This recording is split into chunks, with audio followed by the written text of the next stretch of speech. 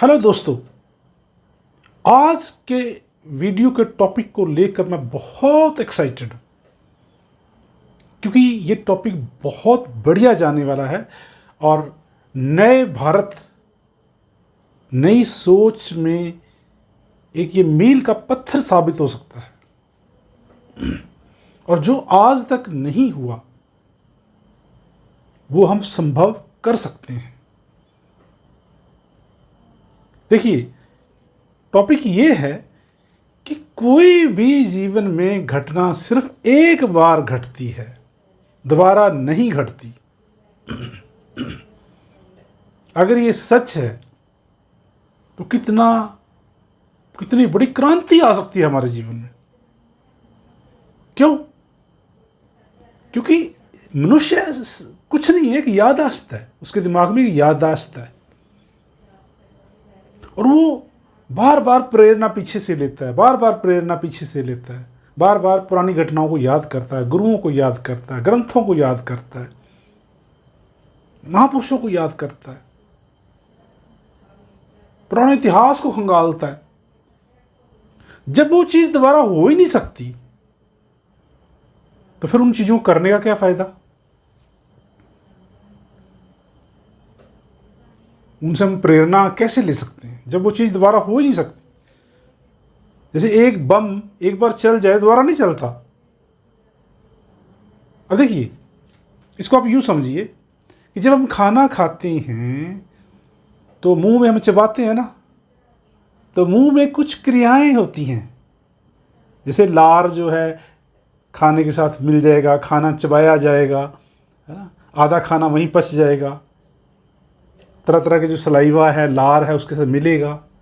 फिर क्या, खाना नीचे गले से होता हुआ स्टोमक में चला जाएगा। अब एक बार खाना गले से नीचे उतर गया तो वापस नहीं आ सकता, वो आगे ही जाएगा, आगे ही जाएगा, आगे ही जाएगा। गले में जाकर खाना ये नहीं कहेगा कि थोड़ा सा वापस जाके आता हूँ, वही स्वाद लेके आता हूँ, जो मुंह में सलाइवा मिला था ना, लार मिला था, वो वाला मज़ा दोबारा लेता हूँ, वो जायका दोबारा लेता हूँ। नहीं होगा। लेकिन आदमी ऐसा करता है, बार बार अतीत को याद करेगा, बार बार उसको सेलिब्रेट करेगा, है ना, त्योहारों को प्रवचन करेगा, जागरण करेगा, देवताओं को याद करेगा, ऋषि मुनियों को याद करेगा, गुरुओं को याद करेगा, उनकी याद में अखंड पाठ रखवाएगा। कितने कर्म कांड करता है आदमी, उलझा ही रहता है। क्यों? वो चाहता है काश वो दिन वापस आ जाए, काश हमारा देवता आके आज फिर कृपा कर दे। अब खाना स्टोमक में चला गया, मैदे में, तो जो मुंह में हुआ खाने के साथ वो स्टोमक में नहीं होगा, वहाँ कुछ और ही होगा। वहाँ उसके साथ अम्ल तेजाब मिलेंगे, उसको पचाएंगे, उसको साड़ेंगे, गलाएंगे उसको। अब आप ये कहो कि स्टोमक में मुंह वाली एक्शन हो जाए, नहीं होगी।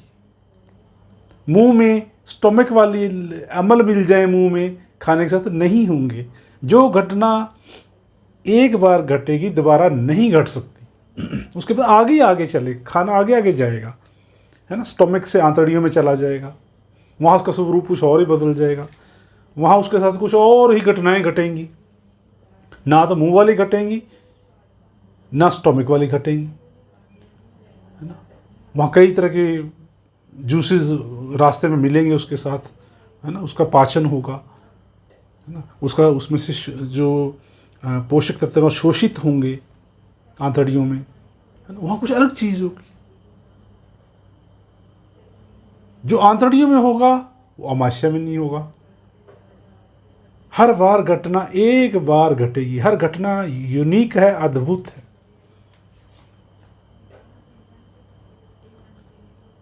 लेकिन आदमी हमेशा यही सोचता है कि काश मेरा महापुरुष आ जाए, काश वो मुझे सच्चा बना दे, काश वो मुझे ईमानदार बना दे, काश वो मेरी समस्याएं हल कर दे। इसलिए याद करता हूँ। क्यों याद करते उसको आप? आपने उसको कभी देखा नहीं, है ना, उसने आपके लिए कुछ किया नहीं। 1000 साल पहले कोई देवता हुआ, गुरु हुआ, महापुरुष हुआ, क्या रिलेशन है आपका उससे? मान लीजिए आप एक हिंदू हैं, कोई देवता है 1000 साल पहले, आप कैसे कह सकते हो कि वो आपका देवता है? सिर्फ इसलिए कि आप एक हिंदू के घर में पैदा हो तो वो आपका हो गया, है ना। दूसरे से आप नफरत करोगे, मुसलमान वाले से। यही अगर आप मुसलमान के घर भी तो पैदा हो सकते हैं बाई चांस, क्योंकि आप कोई चुनाव करके हिंदू के घर में नहीं पैदा हुए कि मुझे ये इनके देवता, इन वाले देवता ही पसंद हैं, इसलिए मुझे हिंदू के घर में ही, हे भगवान मुझे हिंदू के घर में जन्म देना। कितनी अजीब परिस्थिति है, इतना आदमी भटका हुआ है। अगर इस पहेली को सुलझा दिया जाए तो नया भारत बड़ी जल्दी बन सकता है, क्योंकि आदमी भटका हुआ है। उसको जो मर्जी समझा लो, वो समझता ही नहीं है कुछ।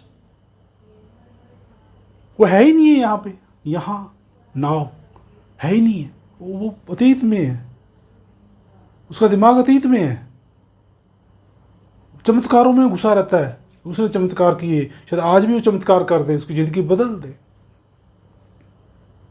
इससे क्या आप कहोगे कि इससे क्या, आपको क्या दिक्कत है? लोग करते हैं, प्रवचन करने दो, जागरण करते हैं, करने दो, आपको क्या दिक्कत है? इससे व्यवहारिक जीवन में क्या फ़र्क पड़ता है? कर्मकांड ही हैं, करने दो। बहुत फ़र्क पड़ता है। ये ऐसे है कि जैसे दरवाजे का कब्जा होता है ना, 2 कब्जे लगे होते हैं और वो उखड़ जाएं, एक भी उखड़ जाए तो दरवाज़ा घूमेगा नहीं। कहते उसकी चूल हिल गई है ना, वो मूव ही नहीं करेगा, दरवाज़ा अनहिंज हो जाएगा। ये हाल होता है हम जब पीछे की तरफ देखते हैं। देखिए, दिक्कत ये है कि जब आदमी की आस्था अतीत में होती है, कि शायद उसने बड़े तप कृष्ण किए, महापुरुष ने, गुरु ने, शायद आज भी मैं उसको अगर उसकी पूजा करूंगा तो मेरे ऊपर कोई उसकी कृपा हो जाएगी। इससे क्या होता है? पलायनवाद पैदा होता है। आदमी मेहनत नहीं करता, आदमी संघर्ष नहीं करता, और उससे क्या है कि वो जो वर्तमान की जो समस्याएं हैं वो उनको देख ही नहीं पाता। भ्रष्टाचार, शोषण, सांप्रदायिकता क्यों नहीं हल हो रही हमारी आज तक? जनसंख्या पे कोई काम नहीं कर रहा। क्यों? क्योंकि लोगों का ध्यान ही नहीं है यहाँ पे। लोगों को ये समस्याएं नजर है ही नहीं, लोगों की नज़र में ये समस्याएं ही नहीं है। हल कैसे होंगी? क्योंकि आस्था उधर है चमत्कार में कि वो करेगा। जब तक वो करेगा पीछे वाला, तब तक आदमी की शक्तियां जागृत नहीं होंगी। वो कभी भी भ्रष्टाचार, शोषण, बलात्कार पे काम नहीं करेगा। और हमारी समस्या, किसी समस्या का हल नहीं हुआ आज तक। उसका मुख्य कारण ही ये है। इस गुत्थी को आप सुलझा दो, देखिए जो मैं आपको बात कह रहा हूं, आपकी सारी समस्याएं स्वतः हल हो जाएंगी। कुछ भी नहीं करना आपने। ये एक चीज ठीक कर दो, आदमी का ध्यान यहां ले आओ। उसको बोलो कि जो तू करेगा वो होगा, तेरे करने से जीवन बदलेगा, किसी की कृपा आपके ऊपर नहीं होने वाली। मान लीजिए, आप देखिए एक और उदाहरण लीजिए। आप कहीं दूर जा रहे हो, दिल्ली सड़क, आप गाड़ी से जा रहे हो, तो रास्ते में आप रास्ता भूल जाते हो। तो क्या आप अपने गुरु को, महापुरुष को फ़ोन लगा के कह सकते हो कि गुरुजी मैं रास्ता भूल गया हूँ, मुझे रास्ता बताओ? नहीं। बड़ी सिंपल कॉमन सेंस की बात है। क्यों? क्योंकि वो आपकी भौतिक परिस्थिति का अंग नहीं है, क्योंकि वो व्यवहार में नहीं आ सकता। वो एक सिर्फ ख्याली पुलाव है, एक कल्पना है। वो आपको नहीं रास्ता बताएगा। अच्छा, अगर आपको ये इतना ही लगता है कि वो रास्ते बता सकता है, आप कहते हो कि वो जीवन का रास्ता बताते हैं जी, मैं कहता हूँ ना, क्यों करते हो उसको याद, अतीत को, गुरुओं को, वो रास्ता बताते हैं जीवन का। जब आपको वो दिल्ली का रास्ता तो बता नहीं पा रहे, जीवन का रास्ता इतना मुश्किल कैसे बताएंगे आप? कमाल की बात, बड़ी कॉमन सेंस से समझ आ जानी चाहिए, पर नहीं आती। क्यों नहीं आदमी समझना चाहता इस चीज को? क्या इतना ही मूर्ख है वो? क्योंकि अगर ये समझ जाए कि कुछ नहीं है ऐसा जिसको कर रहा है, कोई शक्ति नहीं है, कोई कृपा नहीं होने वाली, तो उसको जीवन अपनी शर्तों पे जीना पड़ेगा। उसको जिम्मेदारी जीवन की खुद लेनी पड़ेगी, संघर्ष करना पड़ेगा, बहना पड़ेगा पानी की तरह। अब क्या रुका हुआ है? अब क्या जीवन रुका हुआ है? आराम है इसमें, खा लिया, सो लिया, आराम है। तो आपको वो गुरु आपका रास्ता नहीं बता पाएगा, क्योंकि वो भौतिक परिस्थिति का अंग नहीं है। आपकी भौतिक, आप किसी दोस्त को भी फ़ोन लगाना, आप किसी आपके घर के पास ही रहता है, क्योंकि मैं दिल्ली के पास आया हूँ, रास्ता भूल गया हूँ, वो भी आपको कहेगा कि पहले मुझे ये बताओ आप है कहाँ हो। आप कहते हो मैं यहाँ हूँ, इधर हूँ, यहाँ से सड़क है, ये आगे बाजार है, उसको फिर भी समझ नहीं आएगा, क्योंकि वो भी आपकी भौतिक परिस्थिति का अंग नहीं। एक तो गुरु काल्पनिक था, वो भी मदद नहीं कर पाया, एक वास्तविक आदमी था, वो भी आपकी मदद नहीं कर पाया, क्योंकि वो भी भौतिक परिस्थिति का अंग नहीं है, वो व्यवहार में नहीं आ पा रहा। तब अचानक आपको एक आदमी दिखता है, चाय वाला है, चाय लेके जा रहा है, आप उसको कहते हो भाई साहब इधर आना। अरे भाई मैं दिल्ली जाना है, मैं रास्ता भूल गया हूँ। वो कहता है भाई साहब बड़ा इजी है, सामने जाइए, आधा किलोमीटर से लेफ्ट हो जाना, फिर सीधे चले जाना, दिल्ली जाओगे। यानी कि उस आदमी ने इतनी आसानी से आपकी समस्या हल कर दी। आम आदमी है वो, जहां आपका इतना बड़ा गुरु, जहां आपका इतना बड़ा अच्छा दोस्त आपकी मदद नहीं कर पाया, किसी की कृपा नहीं हुई, वहां एक अनजान आदमी ने फ्री में आपको मदद दे दी। उसका जाते ही कुछ नहीं, उसका लगा ही कुछ नहीं, वो एक्सपर्ट है उस एरिया का, उसने तो इशारा किया उधर चले जाओ जी, ऐसे वहाँ आगे जाके राइट मुड़ जाना। उसका क्या लगा? क्योंकि वो आपकी भौतिक परिस्थिति का अंग है। आदमी भौतिक परिस्थितियों में सीखता है, सिर्फ भौतिक परिस्थितियों की कृपा होती है आपके ऊपर, और आम आदमी की कृपा होती है आपके ऊपर। कभी जीवन को नजदीक से देखना।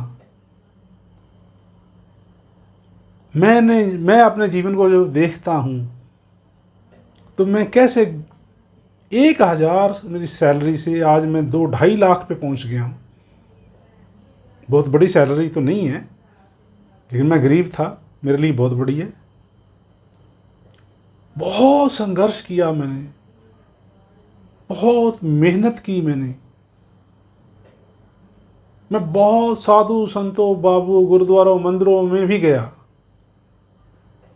लेकिन जब मैं पीछे ध्यान मारता हूँ तो मेरे जीवन का रूपांतरण आम लोगों ने किया।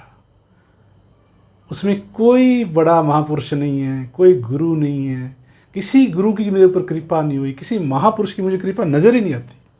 मेरे भाई का रोल है, मेरी माँ का रोल मुझे स्पष्ट नज़र आता है, मेरी वाइफ का रोल मेरे स्पष्ट नज़र आता है, बेटे का रोल नज़र आता है, मेरे दोस्तों का रोल नज़र आता है स्पष्ट। मैं उनको बार बार उनके बारे में सोचता हूँ, कई बार तो मैं उनका थैंक्स करता हूँ, बड़ा अच्छा महसूस करता हूँ कि वो इंसान मेरी ज़िंदगी में आया।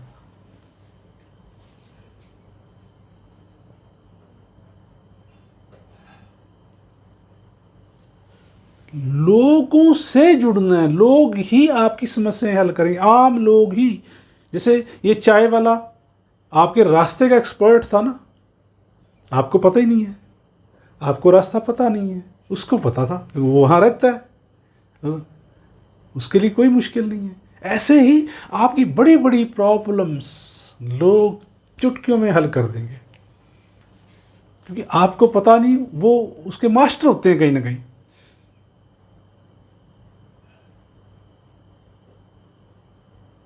गुरु को क्या पता है आपकी समस्या का, वो है ही नहीं इस दुनिया में, वो तो कल्पना है, व्यवहार में नहीं आता बिल्कुल। व्यवहार में पत्थर आ सकता है, व्यवहार में पानी आ सकता है। पानी को हम पीते हैं ना तो व्यवहार में आ जाता है, हमारे अंदर जाता है, मेटाबॉलिज्म होता है, पाचन क्रिया होती है ना, किडनी से होकर साफ होकर निकलता है, स्वस्थ करता है, तो व्यवहार में आ गया पानी। आग क्या है, व्यवहार में आ जाती है आग। गुरु महापुरुष ये व्यवहार में नहीं आते, इसलिए गले में एक फंदे की तरह डल जाते हैं। बार बार आदमी पीछे देखता है, कृपा करो जी, कृपा करो जी, मेरे ऊपर कृपा करो जी। कृपा हो ही नहीं सकती, घटना क्योंकि दोबारा घट नहीं सकती। वो गुरु था, एक घटना थी, घट गई, दोबारा नहीं घटी तो सकती। गले में गया खाना वापस मुंह में नहीं आ सकता, नीचे ही जाएगा, नीचे जाएगा। उसको गुरु को नीचे, गुरु आगे चले गए, वो घटना थी। अब आप बार बार उसको बुला रहे हो, मेरे बेटे की ज़िंदगी में आ जाओ, मेरी ज़िंदगी में आ जाओ। अरे भी आगे देखो ना, आगे देखकर गाड़ी क्यों नहीं चलाते? जब आप गाड़ियाँ चला रहे होते सड़क पे, तो आपकी ध्यान आगे होता है ना, कि पीछे देखते हो बार बार, कि पीछे गए मील पत्थर मेरी ज़िंदगी में आ जाएं, पीछे गए मील पत्थर ज़िंदगी में आ जाएं, पीछे जो शहर निकल गया वो मेरी ज़िंदगी में दोबारा आ जाए। पागलपन है ये, तो मूर्खता है।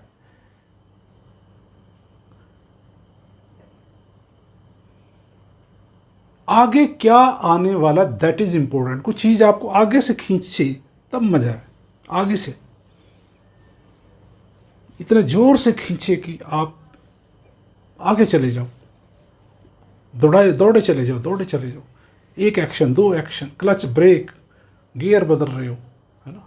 ध्यान आपका आगे है, दिमाग आपका आगे है, टारगेट है यहाँ पे, क्योंकि दिल्ली जाना है। कोई मतलब नहीं इधर गाड़ी जा रही है आपकी, इधर से निकल रही है, आपका ध्यान ही नहीं जा रहा उधर। आपका तो आसपास वाली गाड़ियों को नहीं आप देखते, पीछे गए मील के पत्थर को क्या सोचोगे आप? सोचिए। ये जो लोग याद करते हैं ना, कीर्तन करते हैं, प्रवचन करते हैं, है ना, भजन करते हैं, पाठ करते हैं, ये गए हुए मील पत्थरों का गुणगान कर रहे हैं। गए हुए मील पत्थरों का गुणगान कर रहे हैं, हमारे ऊपर कृपा कर दो, हमारे ऊपर कृपा कर दो। ये क्यों गुणगान कर रहे हैं? क्योंकि इनकी जिंदगी में कुछ और है नहीं। मेरी ज़िंदगी में देखिए घटनाएं इतनी तेज़ी से घटी। आज से 30-40 साल पहले मैंने एक डिसीज़न लिया कि मैंने कोई बहुत बड़ी कामयाबी हासिल करनी है जीवन में। घटनाएं इतनी तेज़ी से हुई,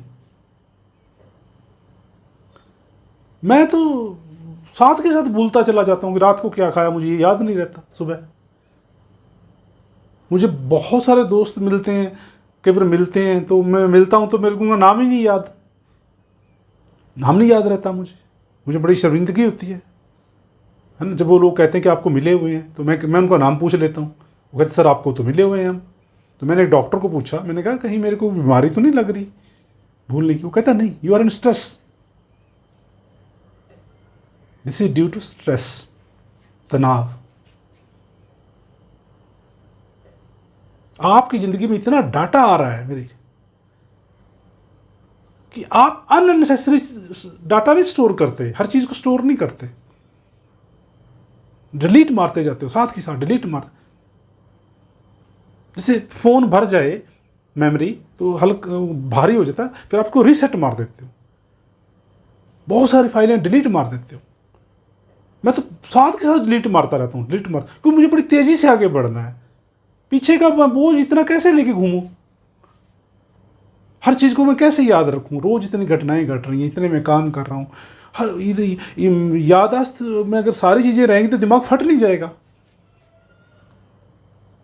ये जो प्रवचन, कीर्तन, महापुरुष, ये लोग सारा दिन टीवी पे भजन गाते रहते हैं, इनकी ज़िंदगी में कुछ और है नहीं। कृपा चाहिए इनको, कृपा हो जाए जी, बस कृपा कर दो जी, मुझे ना कुछ करना पड़े। ये लोग चाहते हैं मुझे ना कुछ करना पड़े। और अभी सबसे बढ़िया कृपा इस दुनिया में आपके ऊपर आपकी हो सकती है। दया करो अपने ऊपर यार, एक बार जीवन मिला है इस ब्रह्मांड में, पूरे में कहीं एक छोटी सी जगह खाली थी और उसको भरने के लिए आपको चुना गया,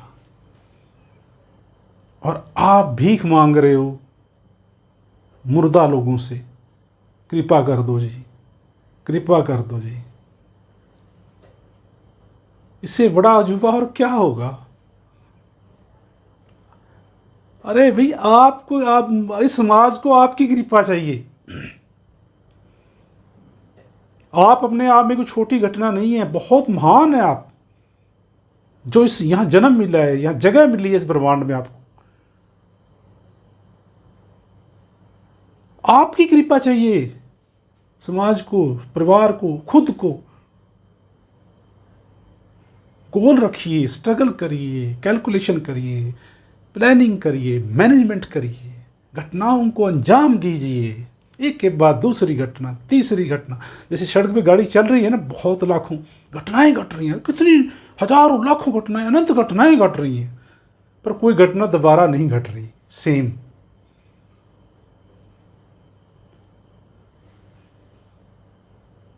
भ्रष्टाचार पे काम करिए, अत्याचार पे काम करिए, इस पे संगठन बनाइए, गोष्ठियां करिए।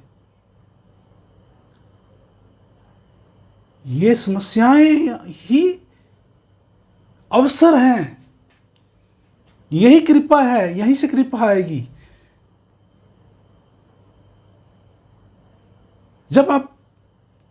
जब आप सीमित जिम्मेदारियों के साथ काम करते हो, है ना, कृपा कर दो जी, कृपा कर दो जी, कृपा कर दो जी, टल्लियां बजा रहे हैं, धूप लगा रहे हैं, कृपा कर दो जी। कृपा किससे मांग रहे हो? आगे वो कौन बैठा है? पत्थर का बुत, पत्थर की मूर्ति, कृपा कर दो जी। अरे भाई, आप जिंदा हो के अपने ऊपर कृपा नहीं कर पा रहे तो वो मूर्ति आप पे क्या कृपा करेगी? आप जिंदा हो कि अपने ऊपर कृपा नहीं कर पा रहे, जो मरा पुरुष इस दुनिया में है नहीं, उसकी तो राख भी नहीं है अब कहीं, वो आप पे क्या कृपा करेगा?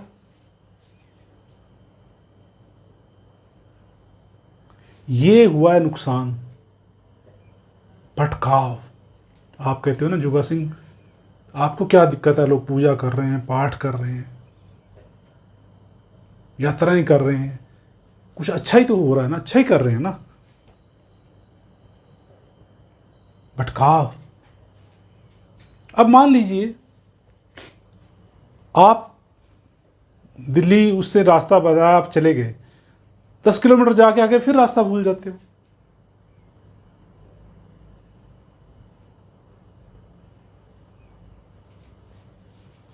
तो क्या आप उस चाय वाले को दोबारा वहां ढूंढोगे? और वो चाय वाला कहाँ है?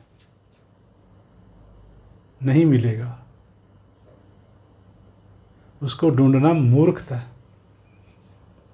वो अब आपकी भौतिक परिस्थिति में वो भी नहीं भागीदार, हिस्सेदार नहीं है, वो अंग नहीं है आपकी भौतिक परिस्थिति का,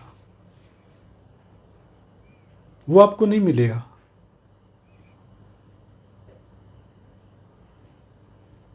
सेम घटना दोबारा नहीं घट सकती। हर घटना सिर्फ एक बार घटती है जीवन में। अब आपको कोई और ढूंढना पड़ेगा। उस भौतिक परिस्थिति में ये देखना पड़ेगा कि कौन आपकी मदद कर सकता है। यानी कि आपको डिसीजंस लेने पड़ेंगे। आपका विवेक, जब बार बार डिसीजन लोगे तो आपका विवेक विकसित होता जाएगा। यही कृपा है। आप अच्छे मैनेजर बन जाओगे। आपको पता चल, मैंने ये बड़ा देखा है कि मेरे में एक गुण ये आ गया है बहुत अच्छा, कि मेरे बहुत सारी प्रॉब्लम्स होती हैं तो मैं एक सही आदमी को फ़ोन लगा देता हूँ, पता नहीं कैसे, कि यार मेरी ये प्रॉब्लम है, वो मेरी प्रॉब्लम हल कर देता है। ये नहीं कि ऐसे किसी को लगा देता हूँ, मैं थोड़ी कैलकुलेशन करता हूँ कि मेरे 10 दोस्त हैं, उसमें से ये मेरे वाली प्रॉब्लम किस आदमी के बस की बात हो सकती है। बहुत लोगों ने मेरी समस्याएं हल की सिर्फ फ़ोन पे। मैनेजर, अच्छे मैनेजर बन जाइए और इन समस्याओं को हाथ में लीजिए। कोई शॉर्टकट नहीं है, हाथ जोड़ के कृपा नहीं होने वाली, आज तक तो हुई नहीं हमारे देश के ऊपर। भुखमरी अनंत है, अत्याचार अनंत है, शोषण अनंत है, ठगी अनंत है, बलात्कार अनंत, क्या नहीं है।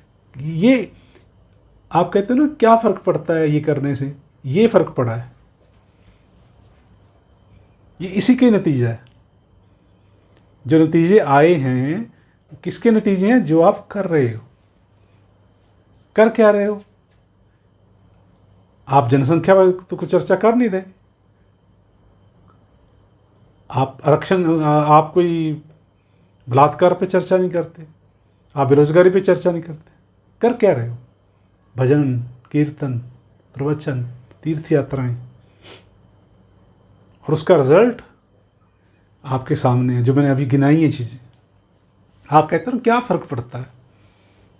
ये फ़र्क पड़ता है। अगर आप जो चीज़ मैं ये कह रहा हूँ आपको समझ आ जाए और देश के 10-20% लोगों को हम समझा दें तो सारी समस्याएं हल हो जाएंगी। क्योंकि जो मैंने समस्याएं गिनाई हैं, भ्रष्टाचार, अत्याचार, शोषण, ठगी वगैरह वगैरह वगैरह वगैरह, वो समस्याएं नहीं हैं, वो लक्षण है। समस्या जो ये है, मैं जो आपको डिस्कस कर रहा हूँ, पीछे देखना, कृपा पीछे से मांगना, कृपा मुर्दा लोगों से कृपा, ये समाज मुर्दा लोगों के साथ है। जिंदा लोगों की यहाँ कोई कदर नहीं है, मुर्दा लोगों की बड़ी कदर है। इसलिए मुर्दा सा समाज है ये। तो दोस्तों, इस वीडियो को गहराई से चिंतन करिए आप। ये हमारा एक वीडियो कोर्स है। इस नए भारत, नई सोच के लिए हमने ये कोर्स डिज़ाइन किया है। हम चाहते हैं कि कुछ लोगों को हम ट्रेन करें, उनके माइंड की उनको क्लैरिटी दें, उनको व्यवस्थित करें, ताकि वो देश में आगे आकर देश को एक नई व्यवस्था दें। और अगर आपको ये वीडियो पसंद है तो इस वीडियो को लाइक करें, कमेंट करें। कमेंट में आप बताएं कि कैसी वीडियो आप चाहते हो हम बनाएं, कौन कौन से पॉइंट हैं, कुछ सुझाव हैं जो हमें करने चाहिए समाज के अंदर। और इस वीडियो को अपने सभी ग्रुप्स में शेयर करें ताकि ये मैसेज दूर तक जाए। Thank you so much.